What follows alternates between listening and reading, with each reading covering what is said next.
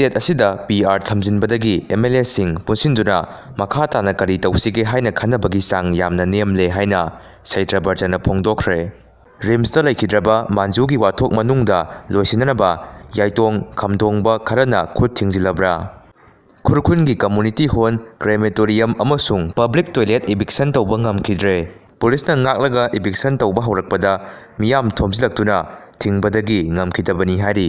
दिमापुरदगी पुसिलक्पा पोसैगी ममन इम्फान यौरकपदा अतिया पक्ना वांगलिबसी माउदगी इम्फान फाउबगी मरक्ता इलिगेंट टैक्सिंग लौबदगिनी जिरीबाम हायर सेकेंडरी स्कूल हांगबा रिलीफ कैम्पदा लैबा अंगांग नुपा मचा अमा थौरी यान्दुना लैखिद्रे अकुप्पा मरोन ngaiminasi सेमजिन साजिनबा सुटीगी ऑर्डर थोकपगी मायोक्ता स्कूल एजुकेशन डायरेक्टरेटना कंप्लेन तौरकपगी मतुंग इन्ना पुलिसना जुवेनाइन ओइरिबा निपा मचा अनि फारे हारि इरांग नेमथरकलबना मियामना पामनरिबा पॉपुलर गवर्नमेंट लाकलगनी थाजै एन बिरेन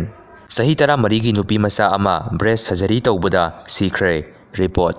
ब्राह्मिसकी रिफ्यूजी नुपी सिंगना मखोइगी लाथौबा नुपा सिंगा पुन्ना पुन्ना पुलिसता एम्बुश तौरगा पुलिस हातपगी अटैक सथरकपदगी पुलिस सिंगना साउमंदुना फारगा लिसैना कंथब हौख्रे वीडियो असि सिनाना उरगा पेंदब फोंदोखरे PDF की लानमी अमा मिलिटरी आर्मी की मरुना पानबदगी सीख्रे मफमना मेकवे रीजन ब्रह्मा नुपी मचा अमदा फत्तब तौरुई हाइदुना मैतै नुपा मचा मंगाबु सोशल मीडिया दा मैतै मयाम चंगदुना कैरेक्टर एसासिनेट तौबिखिबा इज्जत मांहनखिबा सिंग अदु जुवेनाइन कोर्टना मराद अमता लैते हाइदुना थादोखरे